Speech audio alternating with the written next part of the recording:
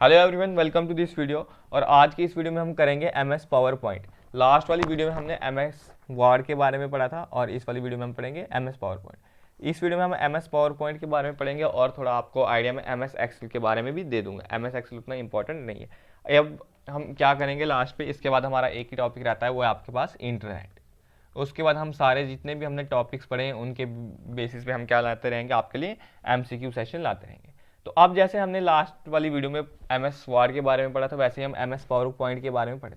तो MS power point आपके लिए यूज़ किस लिए होती है, आपको क्या करना है जब कभी भी कोई प्रेजेंटेशन देनी होती है, उसके लिए क्या लगता, किससे हम प्रेजेंटेशन बनाते हैं, एमएस पावर पॉइंट में। अगर हमें कोई डॉक्यूमेंट बनाना था उसको किस पे बनाते थे हम, एमएस वर्ड में। और एमएस पावर पॉइंट में क्या बनाते हैं हम, प्रेजेंटेशन। तो मतलब एमएस पावर पॉइंट की फाइल को क्या बोलते हैं हम, प्रेजेंटेशन बोलते हैं। अब आपके पास जब आपने प्रेजेंटेशन बना दी, प्रेजेंटेशन में आप कैसे बनाते हो, प्रेजेंटेशन में हम क्या करते हैं, स्लाइड्स बनाते हैं। जैसे आपने मान लीजिए आपने कोई कॉलेज में प्रेजेंटेशन करनी है, उसके लिए क्या करोगे आप, सबसे पहले MS word MS power point में एक फाइल क्रिएट करोगे, फिर उसके अंदर क्या करते रहोगे, स्लाइड्स ऐड ऑन करते रहोगे। तो एमएस पावर पॉइंट की फाइल को क्या बोलते हैं हम, प्रेजेंटेशन बोलते हैं। तो प्रेजेंटेशन में क्या होती है आपके पास, स्लाइड। अब जैसे हमने लास्ट एक्सटेंशन देखते हैं, अब हमारे पास एक्सटेंशन क्या होते हैं। जैसे हमें एमएस वॉर की एक्सटेंशन देखी थी, वैसे ही अब हम एमएक्स पावर पॉइंट की भी एक्सटेंशन देखते हैं। तो मैंने आपको कहा था इसकी एक्सटेंशन होती है डॉट पीपीटीएक्स और एक होती है डॉट पीपीटी। अब देखिए, अब आपके पास ये जो डॉट पीपीटी है, ये 2007 से पहले होती थी और ये 2007 के बाद होती है। तो आई होप आपको ये इतनी चीज़ क्लियर हो गई कि इसकी एक्सटेंशन क्या है। अब देखो, अब हमें मान लीजिए जैसे मैं आपको एक चीज़ लिखती, जो आपके पास वर्ड था उसकी फाइल को हम बोलते थे डॉक्यूमेंट। उसके बाद आपको हम जो आपके पास पावर पॉइंट है,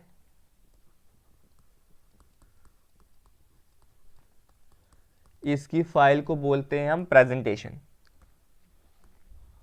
और इसके अलावा अगर आपके पास एक्सेल होता है तो एक्सेल के बारे में भी पढ़ेंगे हम। एक्सेल की जो आपके पास फाइल होती है उसको क्या बोलते हैं हम, वर्कबुक बोलते हैं।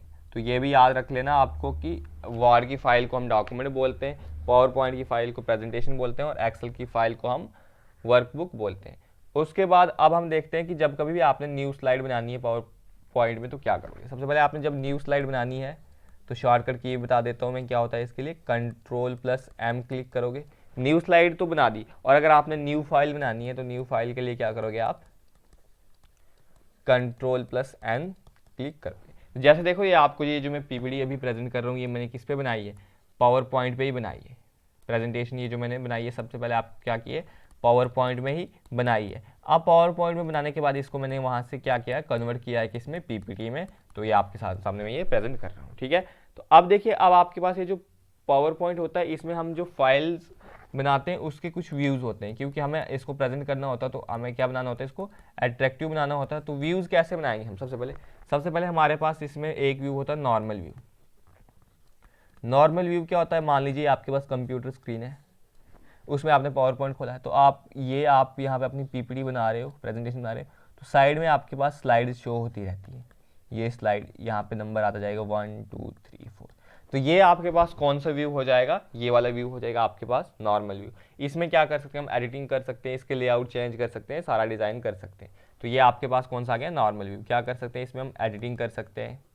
उसके बाद हम इसका लेआउट मतलब डिज़ाइन सेट करने के लिए कोई लेआउट इसका हम चेंज वगैरह कर सकते हैं इसमें। उसके बाद हमारे पास सेकंड टाइप की आती है हमारे पास स्लाइड स्क्रॉल। सेकंड टाइप का आता है स्लाइड सॉर्टर। तो स्लाइड सॉर्टर में क्या होती है, अगर आपने जैसे पहले जब हम नॉर्मल व्यू में कर रहे थे तो आपने पावर पॉइंट से स्लाइड्स बना दी। अब स्लाइड सॉर्टर में क्या होगा आपके पास, ये देखो ये आपके पास कंप्यूटर स्क्रीन है, आपने जब स्लाइड सॉर्टर फंक्शन को ऑन कर दिया तो आपने जितनी भी स्लाइड्स बनाई हैं वो सारी एक साथ डिस्प्ले हो जाएंगी। तो देखिए, मान लीजिए आपने 9 स्लाइड्स बना रखी, तो आपके पास ऐसे वो डिस्प्ले हो जाएंगी स्क्रीन के पास, ये नंबरिंग आ जाएगी 1 2 3 4 5 6 7 8 9। तो ये आपके पास कौन सा होता है, आपके पास स्लाइड सॉर्टर। तो इसमें क्या होती है, सारी जितनी आपने स्लाइड बनाई है उनको एक साथ ये आ जाती है, ठीक है। ये बहुत इंपॉर्टेंट होती है, ये आपको आ सकती है, इसके रिलेटेड एग्जाम में क्वेश्चन आ रखे हैं पहले। अब देखो, तीसरे टाइप की होती है आपके पास note page view. Note page view क्या होता है, जब आप प्रेजेंटेशन देते हो, प्रेजेंटेशन में देते जो आपके पास स्पीकर होता है जो बोल रहा है उसके लिए एक सेपरेट से नीचे स्पेस दे रखा होता है जहाँ पे वो अपने क्या हो सकते हैं कमेंट टेक्स्ट वगैरह जो भी उसको बोलना होता है उसको वो ऐड कर सकता है। तो यहाँ पे वो ऐड कर सकता है, क्या ऐड कर सकता है, अपने टेक्स्ट कर सकता है, नोट्स टेक्स्ट कर सकता है, कौन, स्पीकर। तो ठीक है, ये याद रख लेना। इसके रिलेटेड जेकेएसएसबी ने क्वेश्चन पूछा है कि स्पीकर जो है वो पावर पॉइंट में उसके लिए क्या सेक्शन होता है जिसमें वो अपने कमेंट्स को या नोट्स को ऐड कर सकते हैं। तो वो कौन सा आता है, आपके पास नोट पेज व्यू आता है। ठीक है, उसके बाद आपके पास लास्ट पे होता है स्लाइड शो, फोर्थ बना था आपके पास स्लाइड शो। तो स्लाइड शो और स्लाइड सॉर्टर आपके पास बहुत इंपॉर्टेंट होते हैं। तो स्लाइड शो क्या होता है, आपने पीपीटी बना दी, पीपीटी को आप जब आप प्रेजेंटेशन करोगे, प्रेजेंटेशन करने के लिए क्या करोगे, आप अपनी फुल स्क्रीन करोगे। तो फुल स्क्रीन जब करोगे उससे आप क्या करते हो, स्लाइड शो करते हो। अब जब आप भी अपने प्रेजेंटेशन को स्लाइड शो करने तो आप शॉर्टकट की F5 का यूज़ कर लीजिए। जैसे मान लीजिए आपकी कंप्यूटर स्क्रीन है, ये पूरी पे क्या आ जाएगी, आपकी प्रेजेंटेशन शो होती जाएगी और एक एक करके आप उसको आगे चेंज कर सकते हो जैसे जैसे आपको नीड है। तो ये किससे कर सकते हो आप, या आप कर सकते हो खाली स्लाइड शो से कर सकते हो। अब देखो आपने जब पीपीटी बना दी, पीपीटी बनाने के बाद क्या होता है, पीपीटी को आप किस लिए प्रेजेंट करते हो, अट्रैक्टिव बनाने के लिए, कोई इन्फॉर्मेशन प्रेजेंट करने के लिए। तो उसको अट्रैक्टिव बनाने के लिए आप दो चीज़ों का यूज़ कर सकते हो, एक आप यूज़ कर सकते हो एनिमेशन और सेकंड यूज़ कर सकते हो ट्रांजिशन। अब आपके पास एनिमेशन क्या है, एनिमेशन आपके पास एनिमेट कर सकते हो, मतलब आपने जितनी भी अट्रैक्टिव अपनी चीज़ें बनानी है उसको किससे बना सकते हो आप, एनिमेशन से। जैसे मान लीजिए आपने कोई लाइन लिखी हुई है, तो अब आपने एक लाइन तो प्रेजेंट कर दी, अब आपने दूसरी लाइन जब प्रेजेंट करनी है वो आपके पास कैसे आए, या तो वो आपके पास इस तरह से आती जाएगी, या तो आपके पास वो सेंटर में प्रेजेंट हो जाएगी, या वो ऊपर से आ जाएगी, या वो नीचे से आ जाएगी।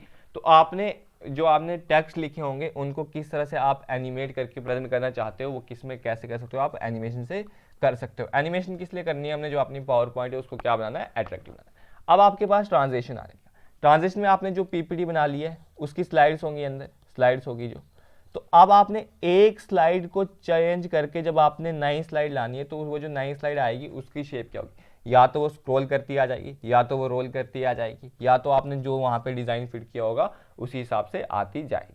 तो ये क्या हो गया, आपके पास ट्रांजिशन आता आ गया।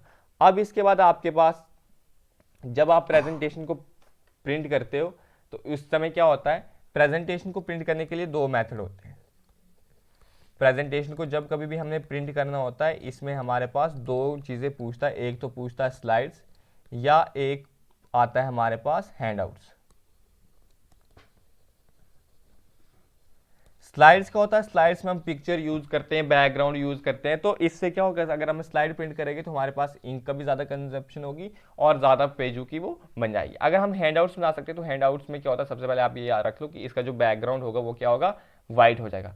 और इसमें क्या कर सकते हैं हम, एक साथ या तो एक, दो, तीन, चार, 6 या 9 स्लाइड्स को शो कर सकते हैं। क्या कर सकते हैं हम, इसको प्रिंट कर सकते हैं। हैंडआउट्स क्या होता है, जो स्पीकर होता है वो पहले अपने प्रेजेंटेशन प्रेजेंट करने से पहले वो हो सके तो जो लिसनर होते हैं उनको वो दे सकता है।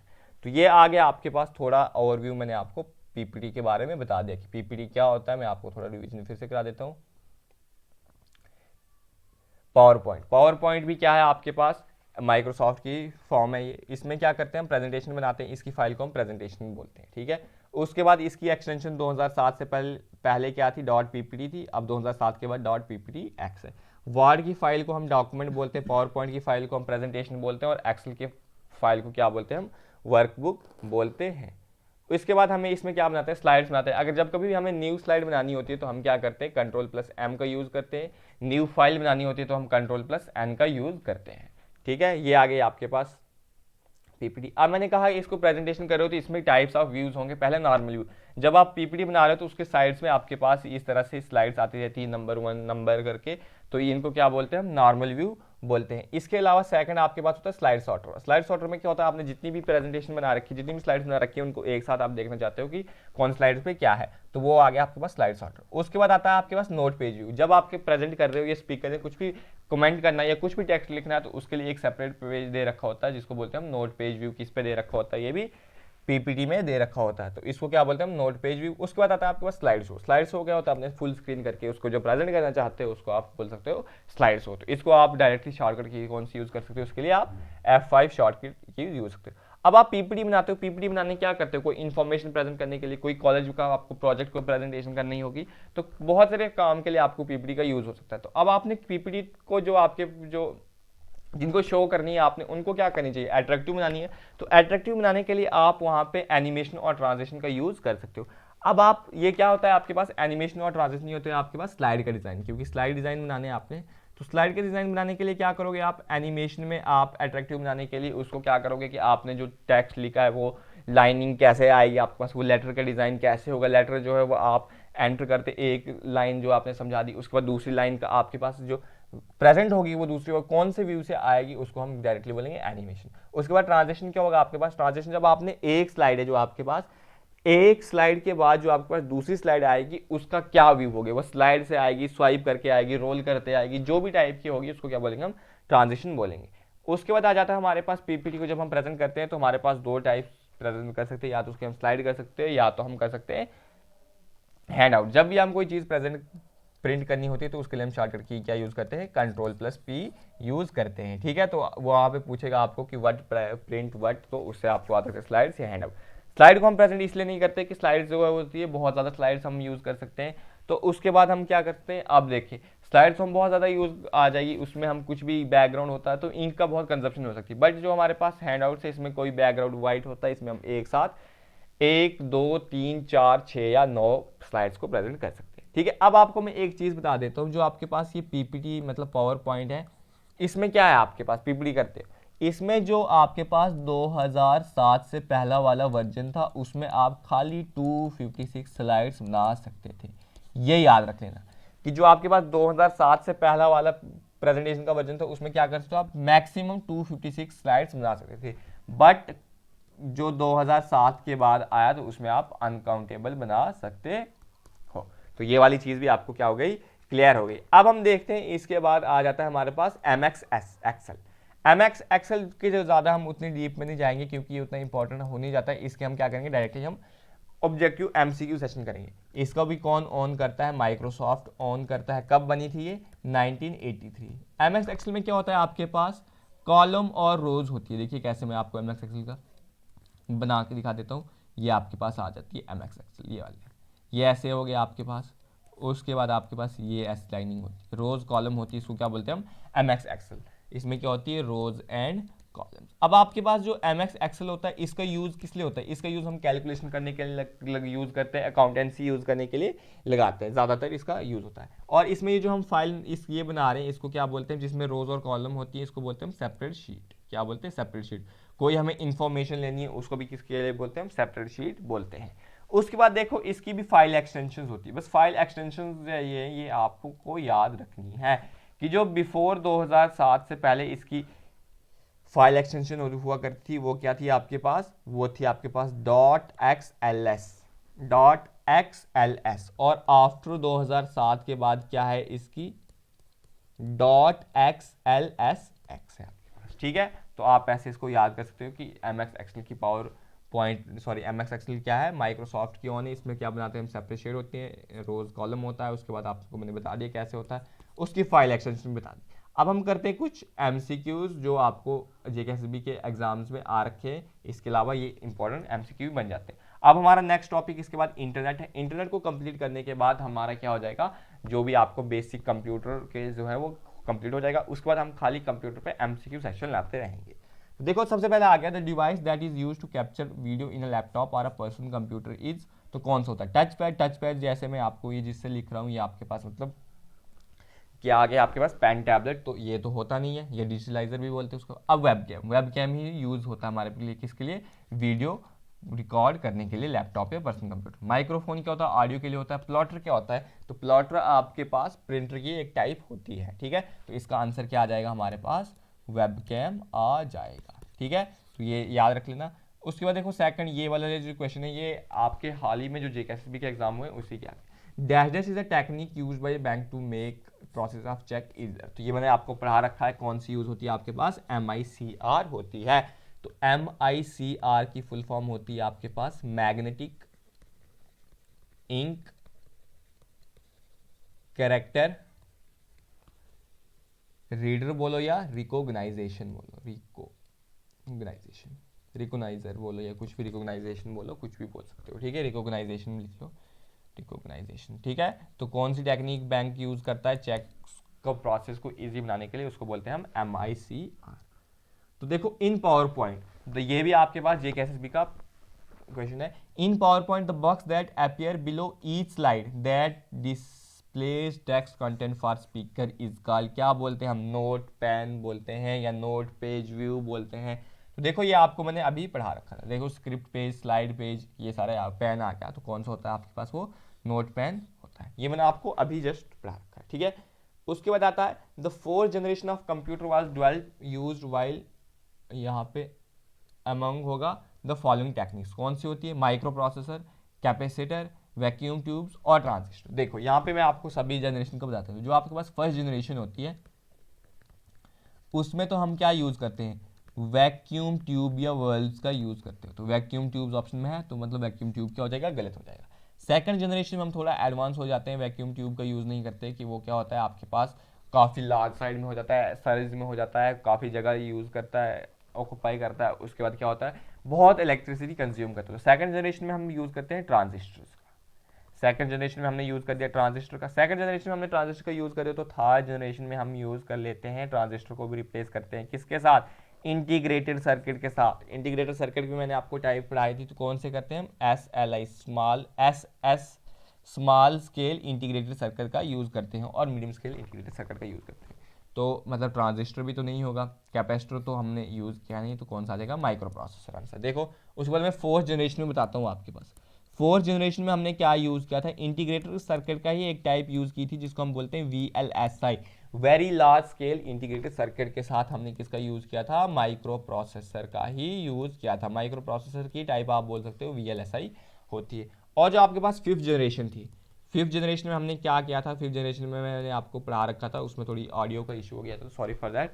तो फिफ्थ जनरेशन मैंने आपको पढ़ाया था कि किसका यूज़ करते हैं हम, ULSI का यूज़ करते हैं, और उसके साथ AI मतलब आर्टिफिशियल इंटेलिजेंस का यूज़ करते हैं हम। कौन सी जनरेशन में, फिफ्थ जनरेशन में। तो आपके पास ये आ गया, फोर्थ जनरेशन में हम माइक्रो प्रोसेसर का यूज़ करते हैं। और देखिए आपको यहीं पे क्वेश्चन आ गया कि chief component of first generation computer बता दीजिए, तो कौन सा होता है फर्स्ट जनरेशन कंप्यूटर का chief component, that is vacuum tubes. तो ठीक है, वैक्यूम ट्यूब्स आ गया। तो आई होप आपको ये जो मैंने कंटेंट प्रोवाइड किया आपको अच्छा लगा होगा, और इसके साथ आपका जो सॉफ्टवेयर होता है ये कंप्लीट हो जाता है। अब हम नेक्स्ट टाइप करेंगे इंटरनेट। इंटरनेट के बाद हम क्या करते जाएंगे, हम सभी सेक्शन के आपको MCQ प्रोवाइड करते जाएंगे, तो आप उनसे लर्न कर सकते हैं। जो भी बहुत इंपॉर्टेंट MCQ बनते हैं उनको हम अच्छे से एक्सप्लेन करते जाएंगे। तो आई होप आपको वीडियो अच्छी लगी तो अपने फ्रेंड के साथ शेयर कर दें, चैनल को सब्सक्राइब कर दें। ठीक है, thank you, thanks for watching, जय हिंद।